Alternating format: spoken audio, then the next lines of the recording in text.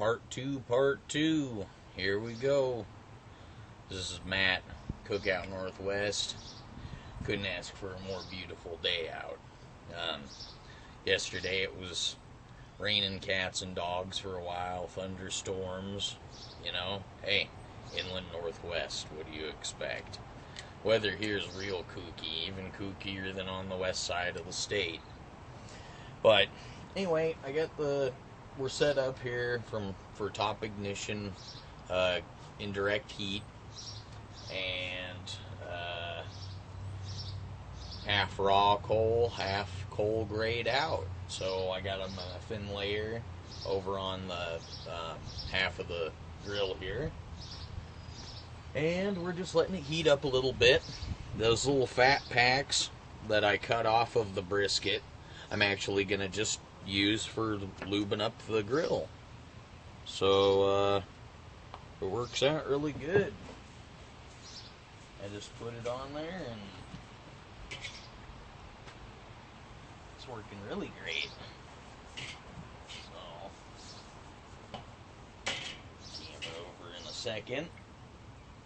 Just making sure that gets on there. And it also kind of cleans it. So, put that there. Looks like we're nice and lubricated up. Get our old friend the brisket here. And it's hard to see. Let me see if I can reposition the camera. But there's actually this pool of liquid on top already.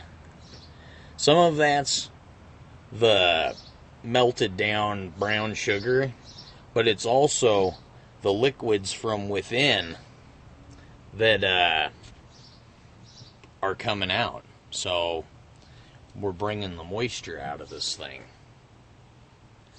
Alright, so I'm going to flip it over and put it presentation side down.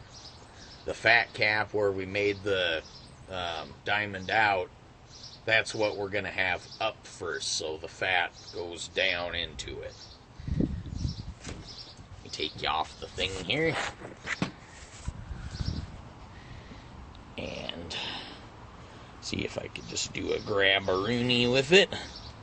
There we go. You can see it's dripping off. 1 and a 2. Skiddly diddly do. There we go. That positioned on there. And I just go straight across. Got the fat up top. It's going to go down into the meat.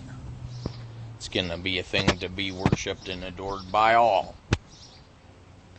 So, this process is going to take a while. I hope everybody's having a good weekend. And, yeah, I'm just going to catch up with you guys. Won't do any of the tending on there. But if you got a thermometer in your hood, you're going to want it to be at around 200 at the most. For as long as you can freaking cook that thing. But if you have to, by all means, you can get this thing done in 3 hours. It isn't going to be the same quality. It isn't going to be, completely fall apart. But it's going to be totally decent.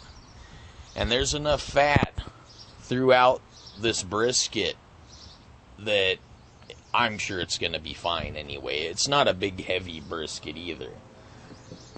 This one is, I don't even remember what it weighs, but it feels like it's, 2 pounds, maybe 3 pounds. So, 2.5, 3 pound brisket. And, yeah, well, guess I'm going to cover it up and find something to do, keep monitoring it. This is a good time to take care of your yard work or whatnot.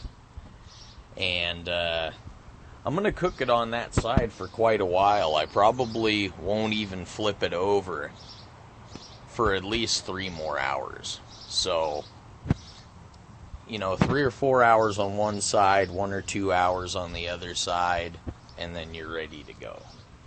So, and also if you want to get really creative, you don't see much of it after cooking that long. The grill marks. I mean, don't even bother. If you're going to cook that thing for 6 hours, you're going to be picking it up and breaking it apart anyway. So don't worry about that. The presentation is just in the meat itself. That, I mean, the meat is really going to be like crack cocaine. So, you know, that's where their full-blown barbecue addiction comes into play. Not really sure if there's 12-step programs for that, but if there ain't, there ought to be. Anyway, hope everyone is enjoying this wonderful, beautiful day. I don't know what part of the country you're in, but hopefully you are not dealing with a natural disaster right now. I'm not. I guess it's not even a natural disaster when I'm burning food and stuff, but alright. I'll catch back up with you. Cookout Northwest, this is Matt, as always, your faithful companion.